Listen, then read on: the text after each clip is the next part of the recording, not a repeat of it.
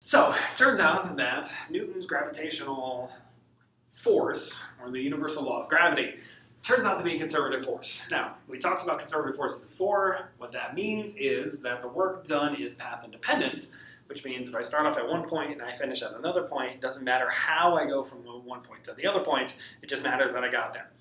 So I had to have some sort of change. It also means that if I start at a point and I integrate along some sort of closed loop and end up back at that exact same point, there was no work done.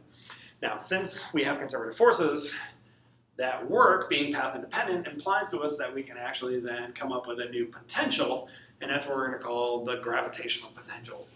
So in this case, we're going to re-look at that gravitational potential energy, but now using Newton's universal law of gravity as opposed to that mg that we looked at before.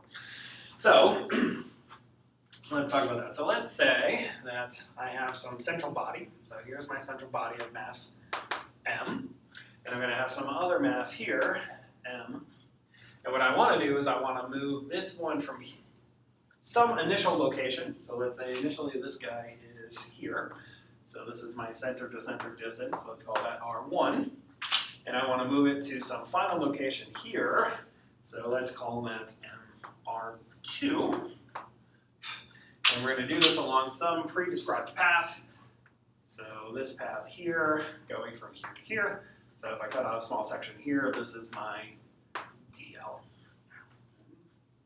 So in this case, what I want to consider is how much work did the gravitational force do moving this guy from R1 to R2.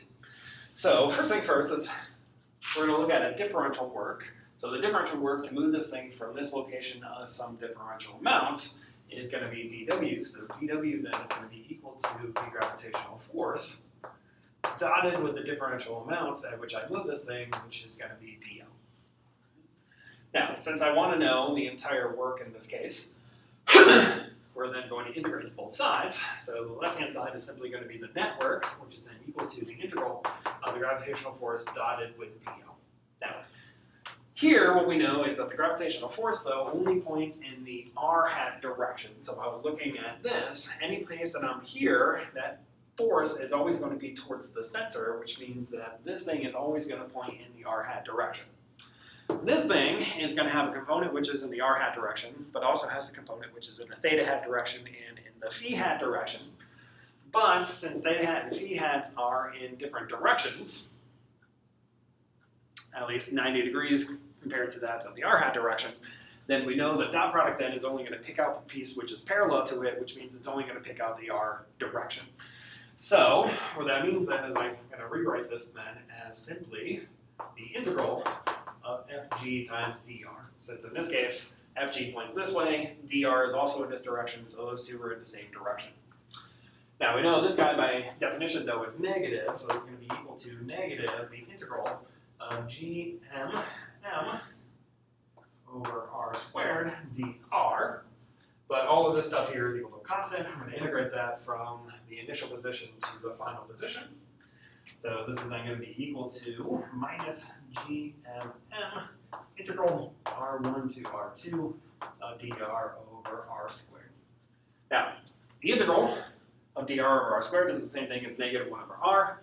So in this case, we get the work then is equal to gmm over r, evaluated from r1 to r2, which is going to be the same thing then as g times m divided by 1 over r2 minus 1 over r1.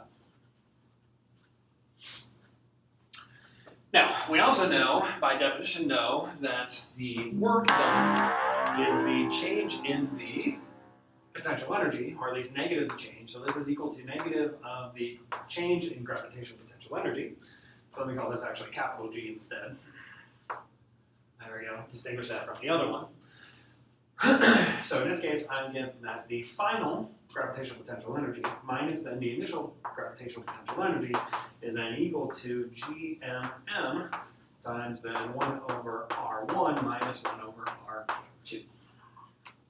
Right? So here, just bringing the negative sign over here, switching the order of those two things. Now from here, typically what we're going to say then is that what? That initial, we're going to take all the way from spatial infinity. So we're going to let R1 here go to infinity, so that the initial potential energy, well, if R1 is equal to infinity, then the potential energy initially is simply equal to 0.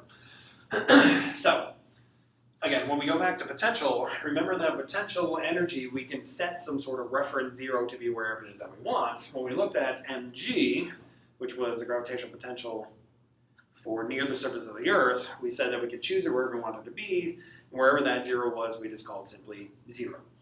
For here, we're simply going to say is that, well, we're not going to choose it at any arbitrary place. We're going to choose it at a place that is most convenient for us, which means that we're going to choose it at infinity, where that potential simply is equal to 0. So what that means then is if I let R1 go to infinity, my initial gravitational potential is equal to 0, well, which means that the gravitational potential energy then is simply equal to negative GMM over R, where I'm simply going to let R2 become R. So this says then that the gravitational potential energy is equal to negative g times the mass 1 times mass 2 divided by the distance r between the two.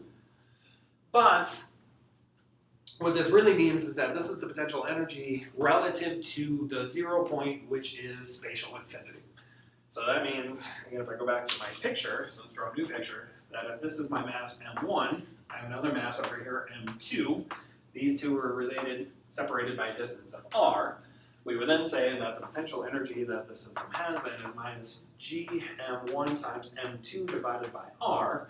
But again, what this really means is that this is the gravitational potential energy it has relative to spatial infinity, where the potential energy is equal to 0. So that means if I plotted the potential energy, it's going to look something like this. So let's plot our potential energy. So in this case, potential energy across this axis, R on this axis. So all this is saying is that what? As I go to infinity, my potential energy has to be 0. Anything underneath of that will then be negative. So this is actually going to do something like this. Now, this negative sign out front is indicative of an attractive potential, which basically means that if I had a particle or a mass which is sitting here, so say this is where big M is, and this is where little m is, then little m then is going to be gravitationally attracted to it, so it's going to roll down this potential, gaining more speed, more speed, more speed, until eventually it's going to collide. So this thing having a negative potential energy, again, is indicative of the fact that this is an attractive force causing these two masses to be pulled towards each other. If this was a positive sign, that would actually be a repulsive force, because what would happen in that case then is my potential would look something like this. So in that case, if I gave it an initial velocity in this direction, it's only going to get so close, stop, turn around, and then move back out. So the fact that this thing has a negative energy is important because, again, that means that these guys are actually attracted to each other. Now, what does this mean? So this means that we now have a new potential energy, which means that we can now, again, go back to conservation of energy.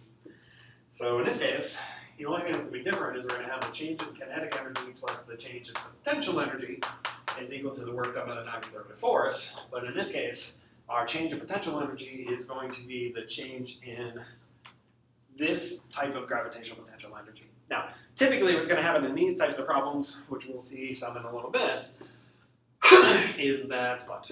This work done by the non-conservative force will always be 0. Because typically we're going to be out in space. Space is going to be some sort of vacuum. So this is always going to be simply equal to 0.